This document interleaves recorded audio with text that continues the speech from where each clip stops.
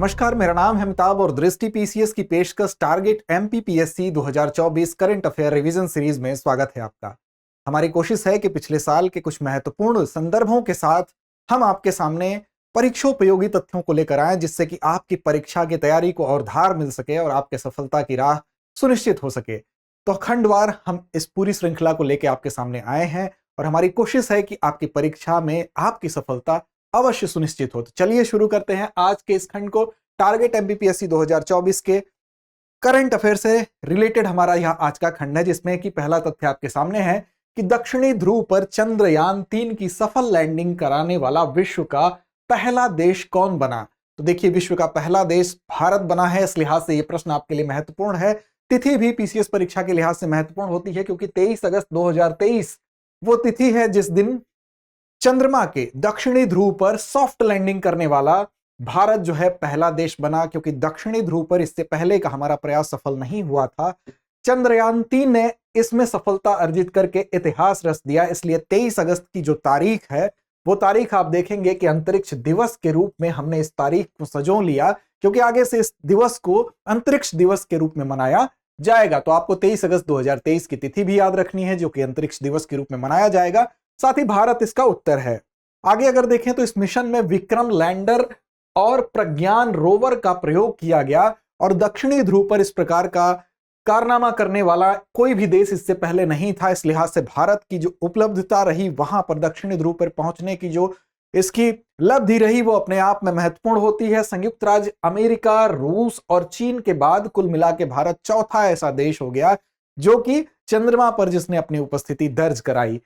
2019 में चंद्रयान 2 हम लोगों ने भेजा था, चंद्रयान 2 के मिशन की लैंडिंग, लेकिन उसमें विफलता हाथ लगी थी। फिर भी हार न मानते हुए चंद्रयान 3 की सफल लैंडिंग से इस इतिहास को रचने का काम किया गया है।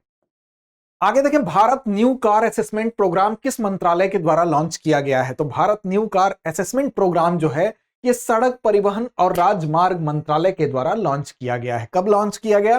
तो 22 अगस्त 2023 को। कहां लॉन्च किया गया? दिल्ली में लॉन्च किया गया। बेसिकली केंद्रीय सड़क परिवहन और राजमार्ग मंत्री नितिन गडकरी जी के द्वारा इसको लॉन्च किया गया।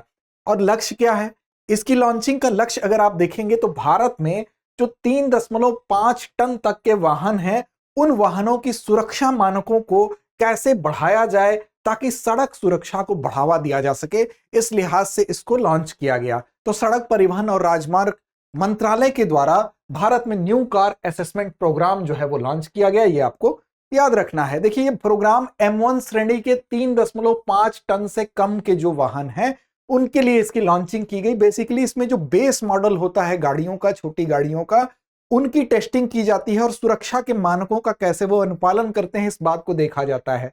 GVW अर्थात ग्रॉस वैल्यू, जो उनका वेट होगा, उस वेट को देखा जाएगा कि उसमें ईंधन भरने के साथ साथ उसमें जो जितनी उसकी क्षमता है, उतने लोगों के बैठने के साथ साथ जो उसका वजन है, उस वजन के साथ कैसे उसकी सुरक्षा के मानक उसको सुरक्षा के मानकों का अनुपालन करते हैं कि नहीं करते हैं। ये एक सुरक्षा प्रोग्राम है जिसमें एक दिए गए मॉडल के बेस वेरिएंट का परीक्षण किया जाता है और ऑटोमोटिव इंडस्ट्री स्टैंडर्ड अर्थात AIS 197 पर यह आधारित है। तो ये आपको याद रखना है। आगे अगर देखें, हाल ही में स्टडी इन इंडिया पोर्टल की शुरुआत की गई। स्टडी इन इंडिया एक पोर्टल है, जैसा कि नाम से स्पष्ट है। इसकी शुरुआत की गई कब की गई? 3 अगस्त 2023 को।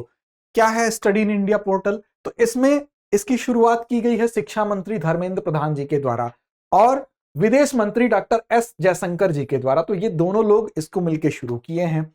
अब नई दिल्ली में इसकी शुरुआत की गई है। पोर्टल क्या है? वन स्टॉप प्लेटफॉर्म है, अर्थात एक ऐसा प्लेटफॉर्म है जहां पर एक ही जगह पर भारत में जो विदेशी छात्र हैं, उनकी शिक्षा को आसान बनाने के लिए सारी सूचनाएं, सारी जितनी भी उनसे रिलेटेड क्वेरीज हैं, उसका समाधान एक ही पोर्टल पर उपलब्ध होगा।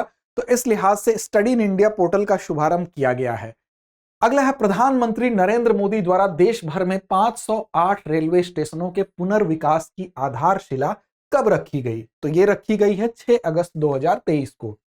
अब देखिए, 508 रेलवे स्टेशनों का पुनर्विकास करने के लिए ये जो योजना रखी गई, इसकी तिथि 6 अगस्त 2023 है। लेकिन मध्य प्रदेश में, चूंकि मध्य प्रदेश पीसीएस के लिहाज से आपको देखना है, तो मध्य प्रदेश में ध्यान रखिए, इसमें इसकी संख्या 34 ऐसे स्टेशन है जिसके बारे में यह केंद्रित है। और अमृत भारत स्टेशन स्कीम इस स्कीम को नाम दिया गया है। और इसमें जितने भी स्टेशनों की संख्या आप देख रहे हैं, जो 508 रेलवे स्टेशन है, इनका कैसे पुनर्विकास किया जाए, कैसे इनको और बेहतर बनाया जाए, ये प्रयास होगा। इसमें कुल लागत की अगर बात करें तो 24,470 करोड़ रुपए की ये अमृत भारत स्टेशन स्कीम थी। और इसमें इस योजना में देश भर में 1309 स्टेशनों के पुनर्विकास के लिए ये शुरू की गई थी। फिलहाल 508 रेलवे स्टेशनों का विकास, जिसमें मध्य प्रदेश में 34 हैं, ये किया गया है। शिक्षा में समानता को बढ़ावा देने के लिए एक्सपर्ट पैनल का गठन कब किया गया? शिक्षा में समानता के लिए एक एक्सपर्ट पैनल बनाया गया, इसका गठन कब किया गया पूछा गया है, तो उत्तर आपका है 2 अगस्त 2023 को। किसके द्वारा? तो केंद्रीय शिक्षा मंत्रालय के द्वारा। लक्ष्य क्या है? तो देखिए, लक्ष्य है उच्च शिक्षा से संबंधित जो हायर एजुकेशन शैक्षणिक संस्थान है, वहां पर SC, ST, OBC, दिव्यांग और अन्य जो अल्पसंख्यक जनजातियां हैं, इनके प्रति जो विरोध भेदभाव को निर्देश करने वाली जो पॉलिसीज हैं, उनको ध्यान में रखते हुए उनको संशोधित करने के लिए एक एक्सपर्ट पैनल का गठन किया गया कि इनके संबंध में, चाहे ST, ST दिव्यांग जन हो या कोई भी इस प्रकार की जो अल्पसंख्यक जनजातियां हैं, इनके संबंध में किसी प्रकार के ऐसे भेदभाव ना होने पाए। तो इसके लिए पैनल जांच करेगा और उसके आधार पर परिसरों में उनके मौजूदा भेदभाव अगर उनके साथ होता है कि नहीं होता है, कोई ऐसी नीति है जो उस भेदभाव को बढ़ावा दे रही है, तो उन सबका, उन नीतियों का, उन प्रथाओं का व्यापक स्तर पर उसका अवलोकन करने के बाद उसकी समीक्षा की जाएगी। और समीक्षा के साथ ही अंतराल और कमियों की पहचान की जाएगी और पहचान करने के बाद सुधार का प्रस्ताव दिया जाएगा और उस प्रस्ताव के आधार पर वो सुधार लागू किए जाएंगे। अगला है कि उल्लास मोबाइल ऐप कब लॉन्च किया गया? तो देखिए, उल्लास मोबाइल ऐप की तिथि पूछ रही है कब लॉन्च किया गया, तो जुलाई 2023 में लॉन्च किया गया। किसके द्वारा? तो शिक्षा मंत्री धर्मेंद्र प्रधान जी के द्वारा। उल्लास क्या है? ULLAS understanding life long learning for all in society mobile app है। मोबाइल में एक ऐप जैसे आप डाउनलोड करते हैं उसी प्रकार का एक ऐप है।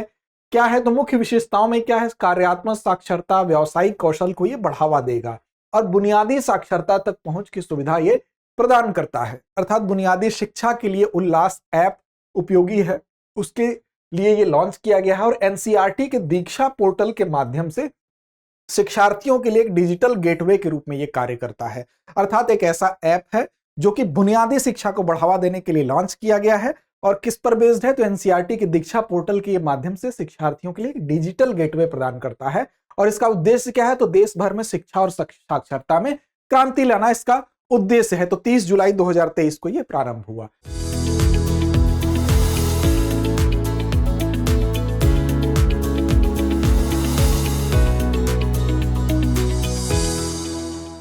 हाल ही में तमिलनाडु के किन उत्पादों को GI टैग प्रदान किया गया? GI टैग आप जानते हैं कि भौगोलिक संकेतक किसी विशेष स्थान की उसकी जो पहचान है उससे ये जुड़ा होता है। और GI टैग हाल ही में तमिलनाडु के किन उत्पादों को दिया गया है, ये पूछा जा रहा है। तो देखिए, जदेरी नामकट्टी, कन्याकुमारी मैटी केला और चेदी बुट्टा साड़ी, इनको ये प्रदान किया गया है। क्रमवार रूप से देखते हैं ये क्या है। तो देखिए, तमिलनाडु के 58 उत्पादों को GI टैग मिला है और ये किसी भी प्रदेश को मिले GI टैगों की संख्या के लिहाज से सबसे ज्यादा है, इसलिए तमिलनाडु अपने आप में इंपॉर्टेंट हो जाता है। साथ ही जदेरी नामकट्टी जिसको ये GI टैग मिला है, अगर उस पर नजर डालें तो ये उच्च सिलिकेट खनिजों से बनी एक प्रकार की मिट्टी है। ये एक प्रकार की मिट्टी है, ये जी जदेरी नामकट्टी आएगा तो आप समझ लीजिए ये एक प्रकार की विशेष प्रकार की मिट्टी है जिसका संबंध तमिलनाडु से है, इसको GI टैग दिया गया है। और विष्णु पूजा के दौरान तिलक लगाने में इसका इस्तेमाल किया जाता है, तो इसको आप याद रखेंगे। दूसरा क्या है? कन्याकुमारी मैटी केला। ये देखिए, ये कन्याकुमारी मैटी केला है। अब ये देखिए, ये मुख्य रूप से कन्याकुमारी जिले के अगास्थीस्वरम, थोवलाई और तिरुवत्तार तालुकों में उगाया जाता है। अर्थात कन्याकुमारी से इसका संबंध है और उसके इन जिलों में इसकी खेती की जाती है, इसका एग्रीकल्चर होता है। चेदी बुट्टा साड़ी की अगर बात करें तो ये एक हथकरघा की साड़ी है। यहां तस्वीरों में आप देख सकते हैं, हथकरघा का मतलब हाथ से बनाई जाती है और रेशम और सूती जो धागे होते हैं उनका मिश्रण करके इस कपड़े का निर्माण किया जाता है। इसमें क्या होता है? चेदी बुट्टा डिजाइन भी शामिल है, अर्थात एक विशेष यहाँ की पहचान है चेदी बुट्टा डिजाइन जिसको बोलते हैं। और इसको बनाने के लिए चमकीले रंग के सूती धागे का इस्तेमाल किया जाता है। तो रेशम और सूती धागों का मिला जुला ये चेदी बुट्टा साड़ी उसका स्वरूप है जो कि GI टैग पाने में सफल रहा। तमिलनाडु से इसका संबंध है। अगला है जन्म और मृत्यु पंजीकरण संशोधन विधेयक 2023 संसद से कब पारित हुआ? तो 7 अगस्त 2023। 7 अगस्त के इतिहास में बहुत महत्ता है किस लिहाज से इतिहास में महत्व है, इतिहास में कौन सी घटना है जो शुरू हुई है, कमेंट बॉक्स में कमेंट करके आप बताएं। 7 अगस्त 2023 को जन्म और मृत्यु पंजीकरण संशोधन विधेयक 2023 संसद से पारित हुआ, तो इसकी तिथि आप याद रखेंगे। राज्यसभा से मंजूरी जब इसको मिल गई उसके बाद यह संशोधन विधेयक जो है 2023 फिर से पारित किया गया और लोकसभा ने इसे 1 अगस्त को ही पारित कर दिया था, तो इसको आप याद रखेंगे। यह विधेयक जन्म और मृत्यु पंजीकरण को आसान बनाने के लिए लाया गया है कि पूरी तरह से ये एक डिजिटल प्लेटफॉर्म होगा, अर्थात जो जन्म और मृत्यु का जो पंजीकरण है उसको डिजिटलाइज्ड कर दिया गया और इसके माध्यम से डिजिटल होगा, तो आपको किसी की भी जन्म और मृत्यु की तिथि या उससे रिलेटेड जानकारी खोजना आसान होगा। कई बार बहुत बार ऐसी घटनाएं देखने को मिलती हैं कि अमुक व्यक्ति का निधन बहुत वर्षों पहले हो गया, उसके वोटर कार्ड पे कोई और वोट कर रहा है, तो इन चीजों से निजात मिलेगी। अगर जन्म या मृत्यु प्रमाण पत्र बनवाना हो तो उसके लिए इसमें पारदर्शी व्यवस्था होगी। इस विधेयक के अनुसार जन्म और मृत्यु प्रमाण पत्र 7 दिनों के भीतर बनवाया जा सकेगा, अर्थात इस क्षेत्र में आने वाली जो दुविधाएं हैं, जो दिक्कतें हैं, उनसे निजात मिलेगी। यह विधेयक जन्म और मृत्यु पंजीकरण अधिनियम 1969 में संशोधन का प्रावधान भी करता है। अगला है अगस्त 2023 को 10वीं Bharat Nepal life of credit LOC समीक्षा बैठक की गई। किन देशों के बीच में? भारत और नेपाल के बीच में। ये जो समीक्षा बैठक है, LOC समीक्षा बैठक है, ये कहां आयोजित की गई, ये प्रश्न है, तो काठमांडू में आयोजित की गई 10 अगस्त 2023 को। 10 अगस्त का भी विशेष महत्व है, अगर आपको याद हो तो कमेंट बॉक्स में कमेंट करके बताएं। Bharat Nepal line of credit LOC, इसको लेकर समीक्षा बैठक का ये 10वां दौर था और काठमांडू में आयोजित किया गया। नेपाल में भारत द्वारा वित्त पोषित कुल 1.65 अरब डॉलर की 4 परियोजनाएं भी चल रही हैं। आपको पता है कि नेपाल भारत का पड़ोसी है। हालिया दिनों में उससे कुछ संबंध में खटास देखने को जरूर मिली, लेकिन बहुत पहले से भारत का सहयोगी रहा है और उसकी विशेष रूप से जो भौगोलिक स्थिति है वो भारत के लिए महत्वपूर्ण होती है, पड़ोसी होने के साथ साथ अन्य वजहों से भी। इसीलिए आप देखेंगे कि नेपाल में भारत के द्वारा चलाई जा रही योजनाएं हैं। भारत आर्थिक रूप से भी नेपाल को काफी मदद करता है। अब देखेंगे 40 से अधिक सड़क परियोजनाएं वहां चलाई गई। 1150 किलोमीटर की सड़क परियोजनाएं भारत के द्वारा पूरी की गई। साथ ही जल विद्युत और ट्रांसमिशन लाइनों में 6 परियोजनाओं को वित्त पोषित किया गया, जिसमें नेपाल कोसी कॉरिडोर हो, मोदी लेखीनाथ हो, सोलू कॉरिडोर हो, धल के बार भिट्टा मोड़ हो, ये सभी परियोजनाएं भारत के द्वारा पोषित की गई हैं। तो इस लिहाज से भी ये महत्वपूर्ण हमेशा से रहा है, आगे भी रहेगा। 8 अगस्त 2023 को भारत वियतनाम संयुक्त व्यापार उप आयोग की 5वीं बैठक का आयोजन कहां किया गया? तो ये नई दिल्ली में हुआ था। वियतनाम आपको पता है भारत का 23वां सबसे बड़ा वैश्विक व्यापार भागीदार है और आसियान देशों के लिहाज से देखेंगे तो 5वां सबसे बड़ा भागीदार है। आसियान के साथ भारत के कुल व्यापार में वियतनाम की हिस्सेदारी 11.2% है। तो 8 अगस्त 2023 को भारत और वियतनाम संयुक्त व्यापार उप आयोग की जो बैठक है उस 5वीं बैठक ये थी क्रम में और दिल्ली में ये आयोजित की गई है। अगला है होमोसेक्सुअलिटी। एक ऐसा शब्द है जो काफी आप सुनते होंगे। इस शब्द को इसके इस्तेमाल करने पर ही किस देश ने पाबंदी लगा दी, अर्थात उस देश में अब इस शब्द का इस्तेमाल नहीं किया जाएगा। तो वो देश है इराक। याद रखेंगे इराक की राजधानी बगदाद किस नदी के तट पे है? तो टिग्रिस नदी के तट पे है। 60 से अधिक देशों में समलैंगिकता अपराध माना जाता है। 60 से अधिक ऐसे देश हैं जहां पर समलैंगिकता को अपराध की श्रेणी में रखा गया है, लेकिन बहुत से ऐसे देश हैं जो इसको मानते भी हैं, वहां कोई समस्या नहीं है। 130 से अधिक ऐसे देशों में जो समलैंगिक संबंध वैध है, वहां पर इसके लिए कोई सजा का प्रावधान नहीं है। फिलहाल होमोसेक्सुअलिटी शब्द के इस्तेमाल पर इराक ने पाबंदी लगाई है। राष्ट्रीय राजधानी क्षेत्र दिल्ली सरकार संशोधन विधेयक 2023 कब पारित किया गया? तो 7 अगस्त 2023। अब देखिए क्या है ये विधेयक। तो इस विधेयक को लोकसभा में देखिए 3 अगस्त 2023 को पारित किया गया था और राष्ट्रीय राजधानी क्षेत्र दिल्ली सरकार अधिनियम 1991 में संशोधन का ये प्रावधान करता है। अधिकारियों के कार्यों, नियमों, सेवा की अन्य शर्तों सहित राष्ट्रीय राजधानी क्षेत्र दिल्ली सरकार के मामलों के संबंध में नियम बनाने का अधिकार देता है किसको? केंद्र सरकार को। तो इस विधेयक में यह खास बात है, इस लिहाज से याद रखेंगे। अगला है सिनेमैटोग्राफ संशोधन विधेयक 2023 कब पारित हुआ? सिनेमैटोग्राफ संशोधन विधेयक पारित हुआ 31 जुलाई 2023 को। 40 वर्षों के बाद आप देखेंगे सिनेमैटोग्राफ अधिनियम में संशोधन करने वाला ये एक ऐतिहासिक विधेयक है, अर्थात 40 वर्षों बाद इसमें संशोधन हुआ। इस लिहाज से भी ये महत्वपूर्ण है, आप इसको ध्यान देंगे और संसद द्वारा इसको पारित किया गया। यह अधिनियम 1952 में, अंतिम महत्वपूर्ण संशोधन 1984 में किया गया था, अर्थात 52 में ये आया था और पहला जो अंतिम संशोधन हुआ वो कब हुआ? तो 84 में हुआ था और 84 के बाद 31 जुलाई 2023 को ये हुआ है। तो 40 वर्षों के बाद इसका उद्देश्य क्या है? तो उद्देश्य है जो पायरेसी की समस्या है उस पर व्यापक रूप से रोक लगाना, उस पे उसकी रोकथाम करना। तो पायरेसी से जुड़ी व्यवस्था पर रोक लगाने से संबंधित है सिनेमैटोग्राफ संशोधन विधेयक 2023, याद रखिएगा। उद्गम पोर्टल किसके द्वारा लॉन्च किया गया? उद्गम पोर्टल भारतीय रिजर्व बैंक के द्वारा लॉन्च किया गया है। कब लॉन्च किया गया है? तो 17 अगस्त 2023 को लॉन्च किया गया है। भारतीय रिजर्व बैंक ने इसको लॉन्च किया है।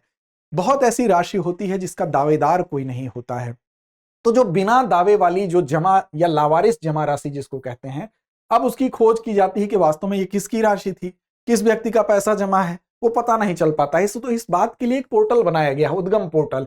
Unclaimed deposit gateway to access information नामक एक केंद्रीय वेब पोर्टल होगा। इस पोर्टल में इस प्लेटफॉर्म का उपयोग उपभोक्ता करेगा और एक ही स्थान पर कई बैंकों में जितनी भी ऐसी अनक्लेम्ड जो राशि होगी वो एक जगह मिलेगी, तो खोजना आसान होगा। इसी चीज को आसान करने के लिए, बिना दावे वाली जो जमा राशि है उसकी तलाश को आसान करने के लिए उद्गम पोर्टल लॉन्च किया गया है भारतीय रिजर्व बैंक के द्वारा। हाल ही में किस कंपनी को महारत्न का दर्जा दिया गया? महत्वपूर्ण सवाल है, याद रखेंगे। ऑयल इंडिया लिमिटेड को हाल ही में दिया गया है महारत्न का दर्जा।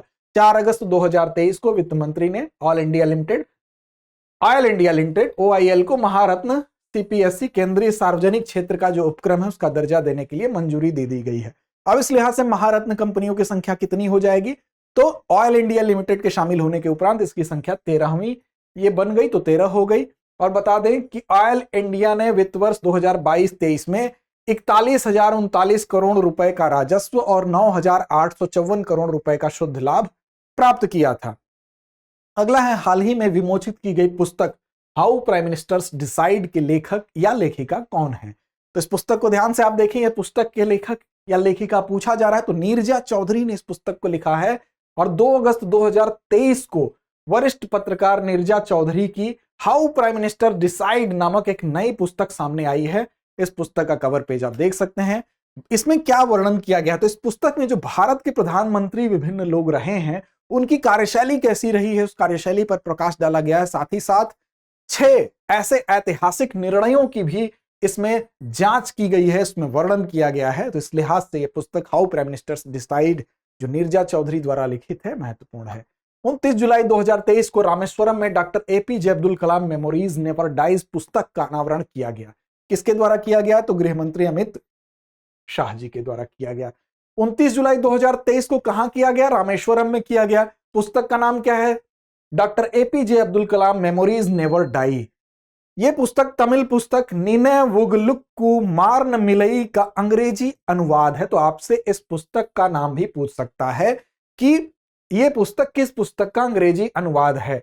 यह पुस्तक डॉक्टर कलाम के बचपन से लेकर उनके अंतिम दिनों तक जो भी उनका जीवन रहा है उसके संबंध में गहन विवरण प्रदान करती है। तो इसमें बेसिकली अब्दुल कलाम जी से संबंधित बातें लिखी गई हैं, उनके जीवन से संबंधित। हाल ही में विश्व शेर दिवस के अवसर पर गुजरात के मुख्यमंत्री भूपेंद्र पटेल द्वारा शेरों को ट्रैक करने के लिए कौन सा मोबाइल ऐप लॉन्च किया गया? तो इसका नाम ही है सिंह सूचना मोबाइल ऐप लॉन्च किया गया है। कब लॉन्च किया गया? तो 10 अगस्त 2023 को विश्व शेर दिवस के अवसर पर।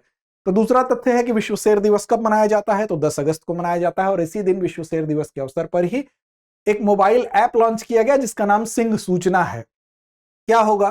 तो इसमें किसके द्वारा लॉन्च किया गया? तो गुजरात के मुख्यमंत्री भूपेंद्र पटेल जी के द्वारा। सिंह सूचना नामक ये जो मोबाइल ऐप है, ये आम लोग अपने क्षेत्रों में जो शेरों की गतिविधियां हैं उनके बारे में सीधे वन विभाग को सूचना दे सकेंगे। कई बार ऐसा होता है कि शेरों का आवागमन जो ऐसे क्षेत्र हैं जहां पर शेरों की संख्या पाई जाती है, तो अगर जनसंख्या वाली क्षेत्रों में जहां लोग रहते हैं वहां अगर इनका आवागमन होगा तो शीघ्र सूचना देने के लिए ये ऐप काफी मददगार साबित होगा कि वो बताया जा सकेगा कि सिंह की यहां गतिविधि देखी गई है। 11 अगस्त 2023 को नई दिल्ली में संवाद भूमिका संवाद देश का राष्ट्रीय मीडिया अभियान का शुभारंभ किसके द्वारा किया गया? तो केंद्रीय ग्रामीण विकास मंत्री गिरिराज सिंह के द्वारा। इस अभियान का उद्देश्य क्या था? तो उद्देश्य है भूमि अभिलेखों के कंप्यूटरीकरण, भू संपत्तियों मानचित्रों के डिजिटलीकरण के बारे में लोगों को जागरूक करना। अर्थात भूमि से संबंधित जो भी रिकॉर्ड्स हैं उनको डिजिटलाइज करने के लिए कैसे लोगों को जागरूक किया जाए, इसी के लिहाज से ये संवाद भूमिका संवाद देश का जो मीडिया अभियान है उसका शुभारंभ केंद्रीय मंत्री गिरिराज सिंह के द्वारा किया गया। 12 अगस्त 2023 को राष्ट्रीय प्रशिक्षुता संवर्धन योजना में प्रत्यक्ष लाभ अंतरण की शुरुआत किसके द्वारा की गई? तो धर्मेंद्र प्रधान जी के द्वारा इसकी शुरुआत की गई। कौशल विकास और उद्यमिता मंत्रालय इनके पास था। सभी हितधारकों के बीच प्रशिक्षुता कार्यक्रमों को बढ़ावा देने के लिए प्रशिक्षुता कार्य बढ़ाना विषय पर चिंतन शिविर का भी आयोजन किया गया और भारत सरकार द्वारा 1 जनवरी 2013 को यह शुरू किया गया था। सरकारी वितरण प्रणाली में सुधार करने के लिए इसको एक मिशन के रूप में इसकी शुरुआत की गई थी, जो प्रत्यक्ष डीबीटी की शुरुआत की गई थी प्रत्यक्ष लाभ अंतरण की 13 में। भारत का पहला एबीडीएम माइक्रोसाइट कहां लॉन्च किया गया? तो यह लॉन्च किया गया है मिजोरम की राजधानी आइजोल में।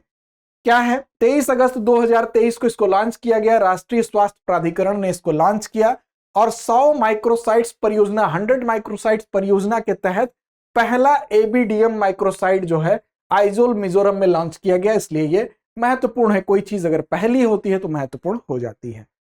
राष्ट्रीय स्वास्थ्य प्राधिकरण ने 28 जुलाई 2023 को देश भर में आयुष्मान भारत डिजिटल मिशन को त्वरित रूप से अपनाने के लिए 100 माइक्रोसाइट परियोजना की घोषणा की थी। अब एबीडीएम माइक्रोसाइट की शुरुआत करने वाला मिजोरम जो है वो भारत का पहला राज्य भी है, इसलिए भी महत्वपूर्ण है। उद्देश्य क्या है? तो छोटे और मध्यम स्तर के स्वास्थ्य सेवा प्रदाताओं के बीच में एबीडीएम के बारे में जागरूकता को कैसे बढ़ाया जाए, ये इसका उद्देश्य है। अगला है युवाओं के लिए कौशल विकास में मदद हेतु प्रधानमंत्री विश्वकर्मा योजना की घोषणा कब की गई? तो प्रधानमंत्री विश्वकर्मा योजना बहुत इंपॉर्टेंट है, ध्यान रखेंगे आप। 5 अगस्त 2023 को इसको क्यों किया गया? तो कौशल विकास को बढ़ावा देने के लिए। क्या इसमें किया गया? तो प्रधानमंत्री ने युवाओं के लिए कौशल विकास में मदद करने के लिए 15,000 करोड़ रुपए की इस योजना की शुरुआत की घोषणा की और इतना पैसा इस योजना के लिए आवंटित किया। साथ ही कारीगरों को विश्वकर्मा योजना की घोषणा की शुरुआत कब हुई? तिथि भी याद रखेंगे। 17 सितंबर 2023 को विश्वकर्मा दिवस था और उसी दिन इसकी घोषणा हुई थी। क्या इसका उद्देश्य है? तो जितने भी पारंपरिक कारीगर हैं और शिल्पकार हैं, तो पारंपरिक जो कौशल है उसको जीवित रखना, उसके द्वारा जो प्रोडक्ट्स हैं, जो उत्पाद हैं, जो सेवाएं हैं, सर्विसेज हैं, उसको कैसे बेहतर तरीके से बढ़ाया जा सकता है, इसके लिए उनको सहायता प्रदान की जाएगी।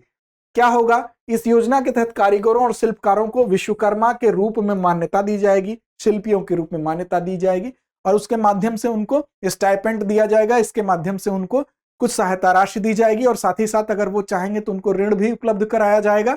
इसके अलावा कुछ ट्रेनिंग की व्यवस्था की जाएगी, कुछ इक्विपमेंट दिए जाएंगे और उनका जो पारंपरिक कौशल है उसको बेहतर करने के लिए इस योजना की शुरुआत की गई।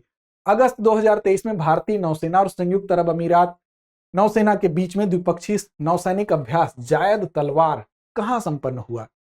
तो जायद तलवार किसके किसके बीच है, पहले तो यह ध्यान रखेंगे। तो भारतीय नौसेना ने इसमें हिस्सा लिया और दूसरा संयुक्त अरब अमीरात की नौसेना ने हिस्सा लिया। यह द्विपक्षीय नौसैनिक अभ्यास है और कहां पर हुआ इसका अभ्यास? तो दुबई में हुआ। कब हुआ? 8 से 11 अगस्त 2023 को हुआ। कहां पर हुआ? पोर्ट रशीद दुबई में हुआ। भारतीय नौसेना और संयुक्त अरब अमीरात ने इसमें शिरकत की। तो यह बार बार परीक्षाओं में पूछा जाता है, सीधे सीधे अभ्यास का नाम देके उन देशों का नाम पूछ देगा, आपको सही विकल्प का चयन करना होता है। तो भारत की तरफ से अगर देखें तो आईएनएस विशाखापत्तनम और आईएनएस त्रिकंद इसने इसमें हिस्सा लिया। इसके अलावा रणनीतिक और तकनीकी प्रक्रियाओं पर क्रॉस प्रशिक्षण के द्वारा दोनों नौसेनाओं के बीच में अंतर चालनीयता और तालमेल को बढ़ावा देना। इस प्रकार के जो अभ्यास होते हैं वो दोनों पारस्परिक कौशल को कैसे एक दूसरे से लाभान्वित हों, एक दूसरे से कैसे नए गुर सीखे जाएं और अपनी सेना को और धार दी जाए, इसके लिए आयोजित किए जाते हैं। साथ ही साथ एक मैसेज भी होता है कि फला देश के साथ अगर अभ्यास हो रहा है तो उस देश के साथ हमारे संबंध भी बेहतर हैं। 21 अगस्त 2023 को मालाबार नौसैनिक अभ्यास के 27वें संस्करण का आयोजन किया गया। ऑस्ट्रेलिया के पूर्वी तट पर किया गया। 2 चरणों में यह अभ्यास हुआ। पहला चरण अगर बात करें तो बंदरगाह चरण 11 से 15 अगस्त और समुद्री चरण 16 से 21 अगस्त तक ये 2 चरणों में यह अभ्यास संपन्न होता है। और अभ्यास में जो भारतीय नौसेना, रॉयल ऑस्ट्रेलियाई नौसेना, Japan maritime self defence force और अमेरिकी सेना, तो इसमें कई पक्ष आपको दिखाई दे रहे हैं, ये सभी इसमें शिरकत की, इसमें शामिल हुए। इसमें जहाज भी हिस्सा लिए, पनडुब्बियों ने हिस्सा लिया, विमानों की भागीदारी देखी गई।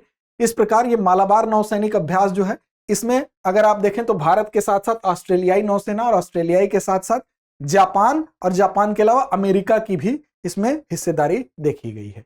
1 अगस्त 2023 को लोकमान्य तिलक की पुण्यतिथि के अवसर पर किसे लोकमान्य तिलक की पुरस्कार से सम्मानित किया गया? मोस्ट इंपॉर्टेंट क्वेश्चन है, याद रखेंगे। तो ये जो पुरस्कार दिया गया, प्रधानमंत्री नरेंद्र मोदी जी को दिया गया। 1 अगस्त 2023 को क्या होता है, तो लोकमान्य तिलक की पुण्यतिथि है और उसी दिन इनको उन्हीं के नाम पर दिए जाने वाले इस पुरस्कार को प्रदान किया गया। प्रधानमंत्री जी ने जो नगद पुरस्कार पाया था उसको दान कर दिया। तिलक स्मारक मंदिर ट्रस्ट है, उसके द्वारा ये प्रदान किया जाता है और इसको इस पुरस्कार की धनराशि नमामि गंगे जो परियोजना है उस परियोजना को प्रधानमंत्री जी के द्वारा दान किया गया। प्रतिवर्ष लोकमान्य तिलक की पुण्यतिथि के अवसर पर यह प्रदान किया जाता है, तो इसको आप याद रखेंगे। अगला है, हाल ही में 15वें ब्रिक्स शिखर सम्मेलन का आयोजन कहां किया गया था, तो जोहान्सबर्ग में किया गया था 23 अगस्त 2023 को। दम्मू रवि जो है भारत की तरफ से, शेरपा थे भारत की तरफ से, यहां पर इस मीटिंग में शामिल हुए। इस वर्ष ब्रिक्स देशों के समूह में 6 देश और सम्मिलित हुए, अर्जेंटीना, मिस्र, इथोपिया, ईरान, सऊदी अरब, संयुक्त अरब अमीरात इसमें शामिल हुए। दुनिया की 5 अग्रणी उभरती हुई जो अर्थव्यवस्थाएं हैं उनका यह समूह है, जिसमें कि भारत, रूस, ब्राजील, रूस, भारत, चीन और दक्षिण अफ्रीका समूह के लिए एक संक्षिप्त शब्द है, इसी के लिए ब्रिक्स नाम दिया गया है, BRICS। विश्व के 5 सबसे बड़े विकासशील देशों को यह संगठन क्या करता है, एक साथ लाता है। अब इसकी भागीदारी भी है, अर्थात ये सभी देश मिलकर कितना योगदान देते हैं, तो देखिए वैश्विक आबादी के मामले में अगर आप देखेंगे तो 41% का योगदान देते हैं, अर्थात ब्रिक्स देशों में जितने सदस्य देश हैं वो विश्व की 41% जनसंख्या के लिहाज से, आबादी के लिहाज से उसका प्रतिनिधित्व करते हैं। वैश्विक सकल घरेलू उत्पाद अगर GDP देखें तो 24%, साथ ही वैश्विक व्यापार का कितने प्रतिशत, तो 16%। तो ये एक महत्वपूर्ण संगठन है और 2009 से ही ब्रिक्स सदस्य देश वार्षिक शिखर बैठकें आयोजित करते हैं, अर्थात हर वर्ष इनकी बैठक आयोजित होती है। अगला है, हाल ही में घोषित 69वें राष्ट्रीय फिल्म पुरस्कार। राष्ट्रीय फिल्म पुरस्कार फिल्म के दिशा में दिया जाने वाला जो पुरस्कार है, महत्वपूर्ण होता है परीक्षा के लिहाज से। तो इसमें सर्वश्रेष्ठ अभिनेता का पुरस्कार किसको दिया गया, अल्लू अर्जुन को दिया गया। 24 अगस्त 2023 को 69वें राष्ट्रीय फिल्म पुरस्कार की जो सूची है वो जारी की गई। अब इसमें कुछ अन्य पुरस्कार भी आप देख लें, जैसे सर्वश्रेष्ठ फीचर फिल्म का पुरस्कार रॉकेटरी को दिया गया। मनोरंजन प्रदान करने वाली सर्वश्रेष्ठ लोकप्रिय फिल्म RRR को दिया गया। सर्वश्रेष्ठ निर्देशक की अगर बात करें तो निखिल महाजन को दिया गया गोदावरी के लिए। सर्वश्रेष्ठ अभिनेता का पुरस्कार देखें तो अल्लू अर्जुन को पुष्पा मूवी के लिए। सर्वश्रेष्ठ अभिनेत्री का अगर देखें तो आलिया भट्ट गंगूबाई काठियावाड़ी के लिए और कृति सेनन मिमी के लिए। सर्वश्रेष्ठ अभिनेता की अगर बात करें तो सहायक अभिनेता की बात करें तो पंकज त्रिपाठी को दिया गया मिमी के लिए। तो ये कुछ महत्वपूर्ण राष्ट्रीय पुरस्कार थे, इनको याद रखेंगे। स्किल्स ऑन व्हील्स पहल किसके सहयोग से शुरू की गई, तो राष्ट्रीय कौशल विकास निगम और इंडसइंड बैंक। कब शुरू की गई, 18 सितंबर 2023 को। केंद्रीय शिक्षा और कौशल विकास एवं उद्यमिता मंत्री धर्मेंद्र प्रधान और लोकसभा अध्यक्ष ओम बिरला जी के द्वारा राष्ट्रीय कौशल विकास निगम और इंडसइंड बैंक के साथ इस स्कीम की शुरुआत की गई, जिसका नाम है स्किल्स ऑन व्हील्स पहल। अब ये क्या है, इसका लक्ष्य क्या है, लक्ष्य है 5 वर्षों में महिलाओं पर ध्यान केंद्रित करते हुए 60,000 जो ग्रामीण युवाओं को सशक्त बनाना है। साथ ही प्राथमिक उद्देश्य क्या है, तो ग्रामीण युवाओं को नौकरी और भविष्य के लिए तैयार करने के लिए डिजिटल कौशल प्रदान करना है, अर्थात डिजिटल जो फील्ड है उस क्षेत्र में उनको निपुण बनाना है। इसलिए स्किल्स ऑन व्हील्स जो है ये शुरू किया गया। विश्व ओजोन परत संरक्षण दिवस कब मनाया जाता है, 16 सितंबर को मनाया जाता है। 1987 में क्या हुआ था, मॉन्ट्रियल प्रोटोकॉल, उस पर हस्ताक्षर हुआ और हस्ताक्षर के बाद उसी की स्मृति में ये मनाया जाता है विश्व ओजोन परत संरक्षण दिवस। ये एक महत्वपूर्ण अंतर्राष्ट्रीय संधि थी और इसका उद्देश्य ही था कि जो ओजोन परत में क्षरण है उसको रोका जाए। ओजोन परत के क्षयकारी जितने भी पदार्थ हैं उन पदार्थों का उत्पादन, खपत चरणबद्ध तरीके से कैसे समाप्त किया जाए, इसके लिए संधि की गई थी। यूनेस्को द्वारा भारत के 41वें विश्व धरोहर स्थल के रूप में किससे मान्यता दी गई है, तो 41वां विश्व धरोहर स्थल के रूप में अगर आप देखें तो शांति निकेतन जो कि पश्चिम बंगाल में स्थित है, इसको मान्यता दी गई। 17 सितंबर 2023 को मान्यता दी गई। पश्चिम बंगाल के वीरभूम जिले में इसकी स्थिति है और शांति निकेतन को यूनेस्को की विश्व विरासत सूची में जो शामिल करने का प्रयास है, अगर उस प्रयास के बारे में देखें तो 2010 से ही इस दिशा में प्रयास चल रहा था। स्थापना कब हुई, तो 1863 में रविंद्रनाथ टैगोर के जो पिताजी थे देवेंद्रनाथ टैगोर, उन्हीं ने एक आश्रम के रूप में इसको स्टैब्लिश किया था। आगे देखें, अभ्यास वरुण। अभ्यास वरुण किन 2 देशों के बीच में होता है, महत्वपूर्ण सवाल है। तो यह भारत और फ्रांस के बीच में होता है, याद रखेंगे। 6 से 8 सितंबर को यह अभ्यास संपन्न हुआ 2023 में और भारत और फ्रांस की नौसेना 21वें संस्करण का यह दूसरा चरण था और अरब सागर में यह संपन्न होता है और भारत और फ्रांस की नौसेना इसमें भाग लेती है। पहला चरण 16 से 20 जनवरी तक भारत के पश्चिमी तट पर आयोजित होता है भारतीय और फ्रांसीसी नौसेनाओं के बीच में यह द्विपक्षीय सैन्य अभ्यास है, जो कि 1993 से ही ये चल रहा अभ्यास। हाल ही में भारत ने इंडिया स्टैक साझा करने के लिए किस देश के साथ समझौता ज्ञापन पर हस्ताक्षर किया है? तो त्रिनिदाद और टोबैगो इसका सही उत्तर है। इंडिया स्टैक साझा करने के लिए भारत ने त्रिनिदाद और टोबैगो से समझौता किया है। इंडिया स्टैक खुले एपीआई और डिजिटल सार्वजनिक वस्तुओं का एक संग्रह है और इसका उद्देश्य क्या है? तो बड़े पैमाने पर पहचान, डेटा और भुगतान सेवाओं को सुविधाजनक बनाना। आगे देखें, हाल ही में राष्ट्रपति द्रौपदी मुर्मू ने किस शहर में युद्धपोत आईएनएस विंध्यगिरी का उद्घाटन किया? तो कोलकाता में उद्घाटन किया, ध्यान रखेंगे। और कोलकाता में जो स्थित है garden rich ship builders and engineers GRSE, वहीं पर आयोजित हुआ एक समारोह और उसमें विंध्य पर्वतमाला के नाम पर ही इसका नामकरण है। और यह प्रोजेक्ट 17A के तहत, जिसके तहत 7 इस प्रकार का निर्माण होना है, उसमें यह छठा जहाज था और इसमें बेहतर स्टील फीचर्स, उन्नत हथियार, सेंसर और प्लेटफॉर्म प्रबंधन सिस्टम से ये लैस है, सुसज्जित है। अगला है, हाल ही में T20 इंटरनेशनल क्रिकेट में सबसे तेज 50 विकेट लेने वाला भारतीय गेंदबाज कौन बना है? तो ये है भारतीय गेंदबाज कुलदीप यादव। कुलदीप ने भारत के लिए अपने 30वें T20 मैच में ही ये उपलब्धि हासिल कर ली। तो 30वां मैच था उनका, इस बात को याद रखेंगे। अगला है, हाल ही में भारतीय जीवन बीमा निगम के नए प्रबंध निदेशक कौन बनाए गए हैं? तो अब बनाए गए R दोराई-स्वामी को। क्या बनाया गया है? तो LIC भारतीय जीवन बीमा निगम के ये नए प्रबंध निदेशक, मैनेजिंग डायरेक्टर बनाए गए हैं। भारत सरकार ने इनको भारतीय जीवन बीमा निगम के प्रबंध निदेशक के तौर पर नियुक्त किया है। आगे देखें, वह राज्य जहां हाल ही में घोषित देश का 54वां बाघ अभयारण्य धौलपुर करौली स्थित है। तो धौलपुर करौली कहां स्थित है? राजस्थान में स्थित है। और राजस्थान में इसके अलावा भी कुछ बाघ अभयारण्य हैं। तो देखिए, राष्ट्रीय बाघ संरक्षण प्राधिकरण जो है राजस्थान के धौलपुर करौली टाइगर रिजर्व की स्थापना को इसने मंजूरी दी। और इससे पहले कौन कौन थे? तो मुकुंदरा हिल्स था, रामगढ़ विषधारी था, रणथंभौर और सरिस्का था। और इसके बाद राजस्थान में जब इसको मान्यता दे दी गई तो धौलपुर करौली को मान्यता के साथ साथ अब ये 5वां बन गया है टाइगर रिजर्व। तो इसलिए राजस्थान में अब कुल टाइगर रिजर्व की संख्या कितनी हो गई? 5 हो गई, याद रखेंगे। आगे देखें, राष्ट्रीय बाघ संरक्षण प्राधिकरण जो है ये पर्यावरण, वन और जलवायु परिवर्तन मंत्रालय के तहत एक वैधानिक निकाय है और गठन बाघों के बेहतर ढंग से संरक्षण के लिए इसका गठन 2006 में संशोधित वन्यजीव संरक्षण अधिनियम 1972 के प्रावधानों के तहत किया गया है। तो यह भी आपसे पूछ सकता है कि इसका गठन किसके प्रावधानों के तहत किया गया। अगला है, सितंबर 2023 को भारतीय मूल के अर्थशास्त्री थर्मन षणमुगरत्नम किस देश के 9वें राष्ट्रपति के रूप में इन्होंने शपथ ली? भारतीय मूल के हैं इसलिए महत्वपूर्ण है। तो सिंगापुर के ये 9वें राष्ट्रपति के रूप में इन्होंने शपथ ली। नाम क्या है? थर्मन षणमुगरत्नम। अब इनकी बात करें तो ये एक अर्थशास्त्री और एक सिविल सेवक रहे हैं। 2001 में राजनीति में शामिल होने से पहले मुख्य रूप से क्या थे? सिंगापुर के मौद्रिक प्राधिकरण में कार्यरत थे। तो फिलहाल सिंगापुर के राष्ट्रपति बन गए। 23 से 24 सितंबर 2023 को अंतर्राष्ट्रीय अधिवक्ता सम्मेलन 2023 का आयोजन किया गया। कहां किया गया? तो नई दिल्ली में किया गया। नई दिल्ली में अधिवक्ता अर्थात वकील लोग का सम्मेलन हुआ। क्यों महत्वपूर्ण है? क्योंकि अंतर्राष्ट्रीय है, अंतर्राष्ट्रीय अधिवक्ता सम्मेलन है और प्रधानमंत्री नरेंद्र मोदी जी के द्वारा इसका शुभारंभ हुआ। 23 सितंबर 2023 को अंतर्राष्ट्रीय अधिवक्ता सम्मेलन 2023 का उद्घाटन किया गया। उद्घाटन कहां हुआ? विज्ञान भवन नई दिल्ली में हुआ। और उद्देश्य क्या था? जो विभिन्न कानूनी विषय हैं उन विषयों के संबंध में चर्चा की जाए, एक सार्थक संवाद किया जाए और इसके लिए एक मंच के तौर पर इसकी शुरुआत की गई। 20 सितंबर 2023 को संयुक्त राष्ट्र जलवायु महत्वाकांक्षा शिखर सम्मेलन का आयोजन कहां किया गया? यह किया गया है न्यूयॉर्क में। कब किया गया? 20 सितंबर 2023 को।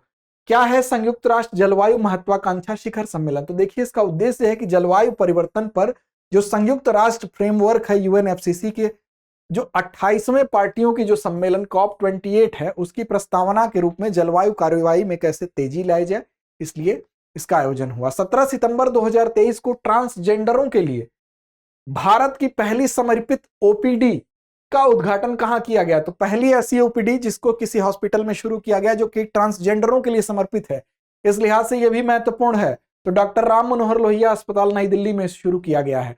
यह पहला ट्रांसजेंडर समुदाय को समर्पित ऐसा OPD है और स्वास्थ्य सेवाओं तक पहुंचने वाली कठिनाइयों को समझने के साथ शुरू किया गया है कि इन लोगों को कितनी कठिनाई होती है। इस लिहाज से एक सराहनीय कदम इसको कहा जा सकता है। 15 सितंबर 2023 को प्रवर्तन निदेशालय ईडी के कार्यवाहक निदेशक नियुक्त किए गए। राहुल नवीन को ईडी का कार्यवाहक निदेशक बनाया गया। राहुल नवीन जो है वो प्रवर्तक निदेशालय के जो है बनाए गए कार्यवाहक निदेशक, और ये 1993 बैच के जो है IRS अधिकारी रहे हैं, तो इनको याद रखेंगे आप। अगला है 14 से 19 सितंबर 2023 तक ISSF राइफल और पिस्टल निशानेबाजी विश्व कप कहां आयोजित किया गया। तो देखिए पिस्टल और राइफल विश्व कप निशानेबाजी है, इसलिए याद रखेंगे ब्राजील के रियो डी जेनेरियो में इसका आयोजन किया गया। अमूमन ब्राजील फुटबॉल के लिए जाना जाता है, रियो डी जेनेरियो फुटबॉल के लिए जाना जाता है। तो सौरभ चौधरी और अंजुम मौदगिल ये दो लोग ऐसे थे जो कि 16 सदस्यीय भारतीय दल का ये लोग नेतृत्व किए थे, तो ये भी आप याद रखेंगे। 13 सितंबर 2023 को जारी 2023 time 100 next the emerging leaders shaping the world सूची में किस भारतीय महिला क्रिकेटर को स्थान दिया गया। तो भारतीय महिला क्रिकेटर टीम की जो कप्तान है हरमनप्रीत कौर, उनको इसमें स्थान मिला है। किसमें स्थान मिला है? तो इनको टाइम की जो 100 next the emerging leaders shaping the world सूची जारी की गई है, टाइम जो पत्रिका है उसकी ये सूची है, इस प्रतिष्ठित पत्रिका की सूची में भारतीय महिला टीम की कप्तान ने स्थान पाया है।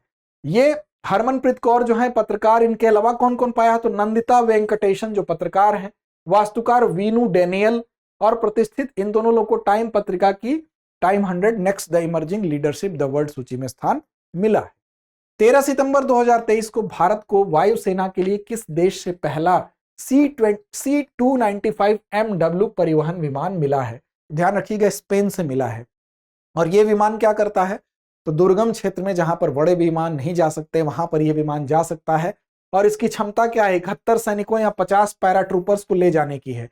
इसका इस्तेमाल उन स्थानों तक साजो सामान के लिए किया जाता है जहां भारी विमान नहीं पहुंच पाते, वहां पर यह विमान आसानी से पहुंचेगा। तो स्पेन के द्वारा हमने ये प्राप्त किया है। हाल ही में भारतीय सौर ऊर्जा निगम लिमिटेड में निदेशक किन्हें नियुक्त किया गया है? तो सौर ऊर्जा में निदेशक नियुक्त किया गया है जोशीत रंजन सिकदर को। भारतीय सौर ऊर्जा निगम लिमिटेड SECI भारत सरकार के नवीन और नवीकरणीय ऊर्जा मंत्रालय के प्रशासनिक नियंत्रण के तहत क्या है? एक मिनी रत्न श्रेणी के अंतर्गत ये आता है। तो इसी के निदेशक बनाए गए हैं जोशीत रंजन सिकदर। अंत में हमारी यह पेशकश, इसके बाद के खंड में हम अगले महीनों के कुछ इंपॉर्टेंट संदर्भ को लेकर आएंगे, लेकिन आज जाते जाते आपके लिए छोड़ जाते हैं एक अभ्यास प्रश्न, जिसकी जिम्मेदारी आपकी है कि आप इस रिवीजन सीरीज के माध्यम से लाभान्वित तो हो ही, साथ ही इस हमारे पूछे गए प्रश्न का जवाब देके ये सुनिश्चित करें कि आप हमारे साथ जुड़े हुए हैं।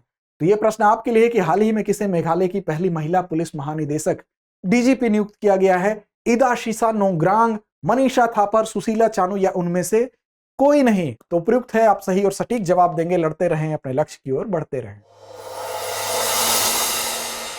डियर व्यूअर्स, अपने एग्जाम की तैयारी को और बेहतर करने के लिए हमारे चैनल को लाइक, शेयर और सब्सक्राइब करना न भूलें।